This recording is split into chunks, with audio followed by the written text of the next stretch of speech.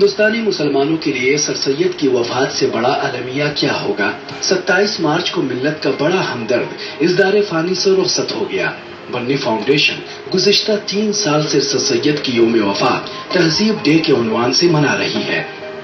جلسے میں شریک مقررین نے کہا کہ سر سید چاہتے تھے کہ سائنس، تہذیب اور اخلاق میں مسلمان آگے ہوں، اور یہ کام صرف تعلیم سے ہی ممکن ہے۔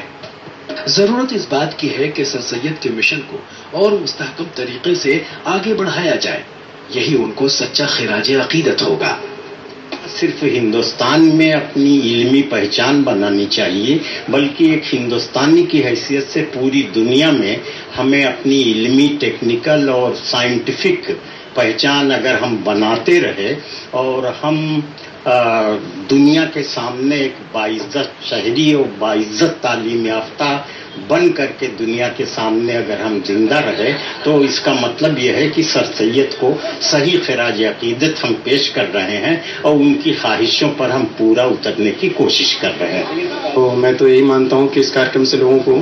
ایک ہندو مسلم ایکتا اور سمنوے اور پریم کے لیے ایک اچھا فاؤنڈیشن، ایک اچھی جو ہے سبھیتا جو علی گڑھ یونیورسٹی کے اندر چل رہی تھی، وہ اب پورے وشو تک جائے گی، اور الگ الگ دھرموں کو جوڑ کر کے الگ الگ دھرموں میں اس تہذیب کو بنانے کا پریاس کرنے کا ایک پریاس وہ شاید سارتھک ہوگا، اور سارتھک ہوا بھی ہے اور آگے اور ہوگا۔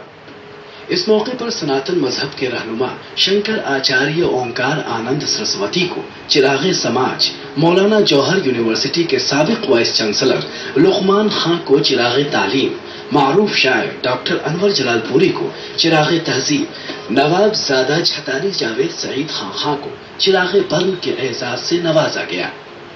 لوگوں کی کوشش تھی کہ جو ہندوستان میں جو ماحول ایک اس کا چل رہا ہے کہ صاحب 80% الگ اور 20% الگ اور داڑھی والے الگ اور گیروا والے الگ، تو ہم لوگوں کی کوشش تھی کہ ہندوستان جو ہے وہ ہم سب کا ہے اور ہم سب مل کے رہیں، اس لیے ہندوستان سکھی ہے۔ تو ہم لوگوں نے پھر سے کوشش کی ہے کہ جو سر سید کے جو سپنے تھے کہ ہندوستان ایک دلہن کی طرح ہے جس کی 2 آنکھیں، ایک ہندو اور مسلمان ہیں، تو ہم نے اس سپنے کو پھر سے اجاگر کیا ہے، اور ہمیں یہ امید ہے کہ ہمیں اس میں بڑی کامیابی ملے گی، اور ہندوستان کے جتنے بھی سیکولر لوگ ہیں وہ اس تحریک کا حصہ بنیں گے اور اس کو آگے بڑھائیں گے۔ جلسے میں سر سید کی تعلیمات اور خیالات کو نئی نسل تک پہنچانے پر زور دیا گیا۔ ETV نیوز کے لیے علی گڑھ سے محمد کامران کی رپورٹ۔